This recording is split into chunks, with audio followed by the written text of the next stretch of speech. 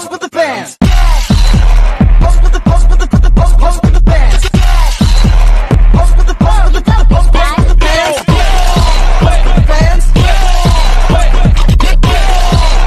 Pose with the bands. Dalam digital business strategi, Wins pada tahun 2000 menggambarkan strategi sebagai tujuan organisasi. Tujuan saja bukanlah strategi, rencana atau tindakan juga diperlukan. Strategi bisnis digital memiliki banyak kesamaan dengan strategi perusahaan, bisnis, dan pemasaran. Kutipan berikut yang merangkum esensi strategi dapat diterapkan secara setara pada setiap strategi.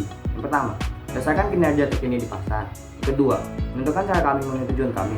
Yang ketiga, menerapkan alokasi sumber daya untuk memenuhi tujuan. Yang keempat, memilih opsi strategis yang disukai untuk bersaing di pasar. Yang kelima, memberikan rencana jangka panjang untuk pengembangan organisasi. Dan yang terakhir, mengidentifikasi keunggulan kompetitif melalui pengembangan posisi yang tepat relatif terhadap pesaing dengan menentukan proposisi nilai yang diberikan kepada segmen pelanggan. Selanjutnya, ada keharusan bagi strategi bisnis digital. Pikirkan implikasi jika strategi bisnis digital tidak didefinisikan dengan jelas. Berikut ini dapat terjadi. Yang pertama, peluang yang hilang akibat kurangnya evaluasi peluang atau kurangnya sumber daya dari inisiatif bisnis digital. Hal ini akan mengakibatkan pesaing yang lebih cerdas memperoleh keunggulan kompetitif. Yang kedua, arah strategi bisnis digital yang tidak tepat, misalnya tujuan yang tidak didefinisikan dengan baik, dengan penekanan yang salah pada sisi pembelian, sisi penjualan, atau dukungan proses internal. Yang ketiga, integrasi bisnis digital yang terbatas pada tingkat teknis yang mengakibatkan silo informasi dalam sistem yang berbeda.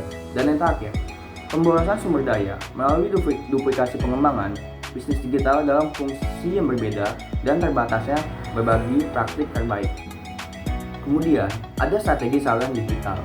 Aspek penting dari strategi bisnis digital adalah strategi tersebut menciptakan strategi e-channel baru bagi organisasi. Strategi e-channel menerapkan tujuan dan pendekatan khusus untuk menggunakan saluran elektronik.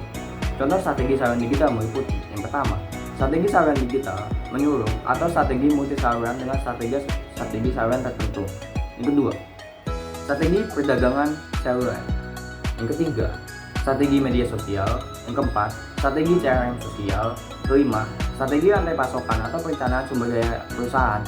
Dan yang terakhir, strategi pengadaan elektronik. Kemudian, strategi bisnis digital mendefinisikan bagaimana kita sendiri harus, yang pertama, mengomunikasikan manfaat penggunaan saluran elektronik. Kedua, memprioritaskan audiens atau mitra yang menjadi sasaran adopsi saluran elektronik. Yang ketiga, memprioritaskan produk yang dijual atau dibeli melalui saluran elektronik. Dan yang terakhir, mencapai target saluran elektronik kita. Adapun adopsi saluran elektronik yang selektif ini terkadang disebut sebagai right channeling dalam konteks e-commerce sisi jual. Penyaluran yang tepat dapat diringkas sebagai berikut. Yang pertama, menjangkau pelanggan yang tepat. Yang kedua, menggunakan saluran yang tepat. Yang ketiga, dengan pesan atau penawaran yang tepat. Dan yang keempat, pada waktu yang tepat. Selanjutnya, elemen-elemen umum meliputi: yang pertama, diperlukan pemindaian atau analisis lingkungan internal dan eksternal. Pemindaian dilakukan selama pengembangan strategi dan sebagai proses berkelanjutan untuk menanggapi pesaing. Bisnis digital memerlukan tinjauan peluang dan ancaman yang lebih berkelanjutan saat platform digital baru dibuat dan diadopsi oleh bisnis dan konsumen. Yang kedua, diperlukan pernyataan visi dan tujuan yang jelas. Kejelasan diperlukan untuk mengomunikasikan maksud strategis kepada karyawan dan pasar. Karena bisnis digital memerlukan transformasi jangka panjang yang besar. Tujuan juga penting untuk bertindak sebagai pengecekan apakah implementasi strategi berjalan sesuai dengan rencana. Yang ketiga, pengembangan strategi dapat dipecah menjadi pembuatan, evaluasi, dan pemilihan opsi strategi. Yang keempat, setelah pengembangan strategi, penerapan strategi terjadi sebagai implementasi strategi. Dan yang kelima, diperlukan pemantauan masalah efektivitas, operasional, dan strategi, serta menyesuaikan operasi atau strategi yang sesuai. Bisnis digital terutama berkaitan dengan kapabilitas bisnis digitalnya, yaitu sejauh mana perusahaan memiliki infrastruktur teknologi dan aplikasi yang sesuai serta sumber daya keuangan dan sumber daya untuk mendukungnya. Sumber daya ini harus dimanfaatkan bersama untuk memberikan proses bisnis yang efisien. Menurut Jelasi dan Enders pada tahun 2008, membedakan antara analisis sumber daya dan kapabilitas. Sumber daya adalah aset berwujud dan tidak berwujud yang dapat digunakan dalam pencapaian nilai. Sumber daya berwujud meliputi infrastruktur, bangunan fisik, dan modal finansial. Sumber daya tidak berwujud meliputi merek dan kredibilitas perusahaan, pengetahuan karyawan, lisensi, dan paten. Kapabilitas mewakili kemampuan perusahaan untuk menggunakan sumber daya secara efektif untuk mendukung penciptaan nilai terkini dalam suatu bisnis, digunakan untuk menilai kapabilitas sistem informasi terkini dan juga untuk menginformasikan strategi masa depan. Kerangka kerja yang diterapkan secara luas dalam studi sistem informasi adalah kerangka kerja McFarland dan McKinney tahun 1993 dengan modifikasi Ward dan Griffith 1996. Hasil analisis portofolio untuk perusahaan B2B yang diterapkan dalam konteks bisnis digital dapat dilihat bahwa aplikasi terkini seperti sumber daya manusia, manajemen keuangan, dan sistem manajemen listening produksi akan terus mendukung operasi bisnis dan tidak akan menjadi prioritas untuk investasi masa depan. Sebaliknya, untuk mencapai keunggulan kompetitif, aplikasi untuk memelihara katalog pelanggan yang dinamis secara daring, penjualan daring, dan mengumpulkan intelijen pemasaran tentang perilaku pembelian pelanggan akan menjadi lebih penting. Aplikasi seperti pegadaian dan logistik akan terus menjadi penting dalam konteks bisnis digital.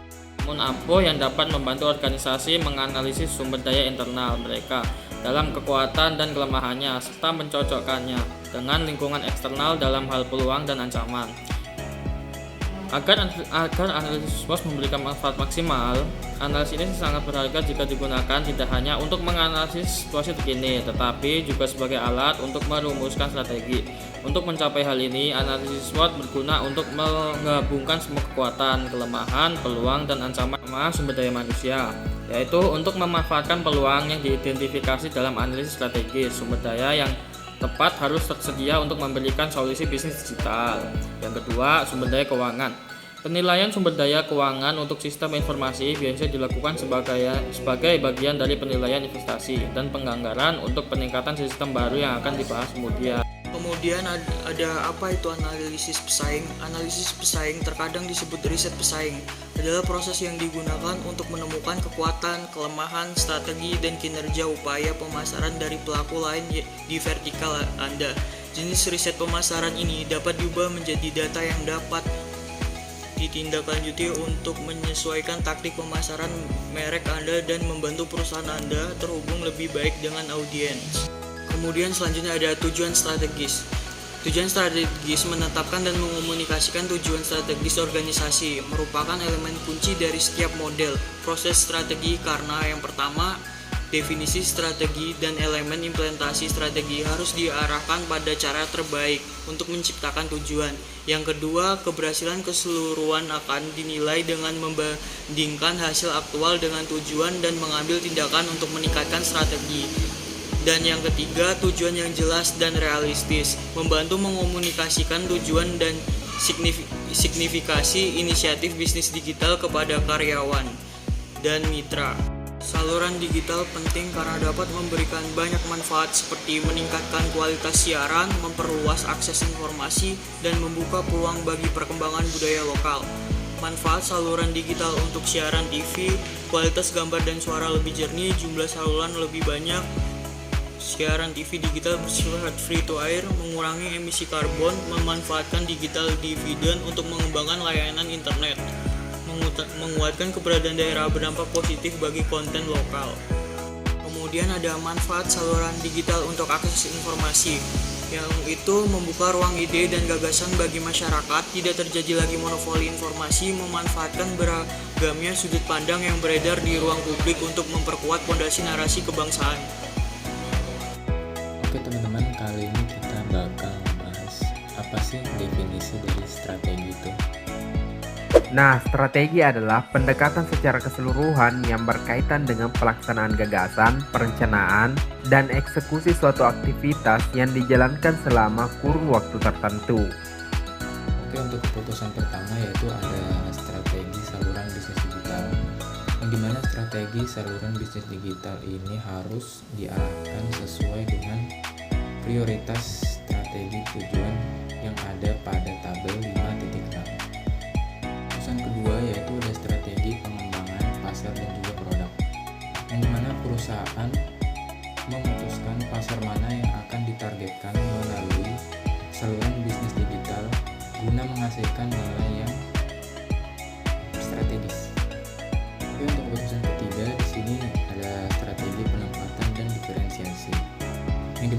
perusahaan menentukan cara terbaik mereka untuk memposisikan layanan daring mereka secara relatif. Ada 4 komponen utama, yaitu kualitas produk, kualitas layanan, tentunya harga, dan juga waktu penempatan. Lalu untuk keputusan keempat ada model bisnis, layanan, dan pendapatan.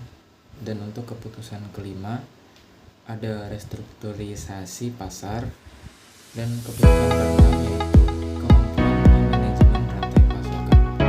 Untuk 2 keputusan terakhir yaitu ada kemampuan manajemen pemasaran internal, serta keputusan mengenai sumber daya dan kemampuan organisasi.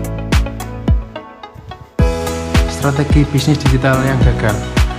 Tesco.com, salah satu pengajar daring paling sukses, mencapai presentasi atau 1 digit dari penjualan ecerannya dari internet, dan ini membutuhkan waktu beberapa tahun untuk mencapainya.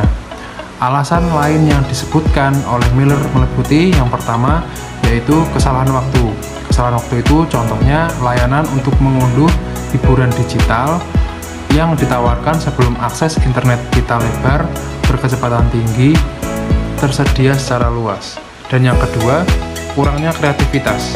Banyaknya layanan meniru model bisnis yang ada atau layanan retail daring lainnya. Yang ketiga, menawarkan layanan gratis.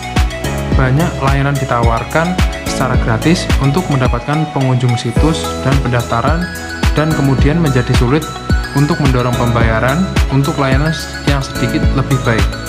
Dan yang keempat, ambisi berlebihan. Untuk mendapatkan pendanaan investor di antara banyak perusahaan yang bersaing, beberapa pengusaha melebih-lebihkan permintaan terhadap produk mereka dan pertumbuhannya. Yang ke-8 ada komitmen, yang ke-9 ada peningkatan proses, dan yang ke-10 ada integrasi.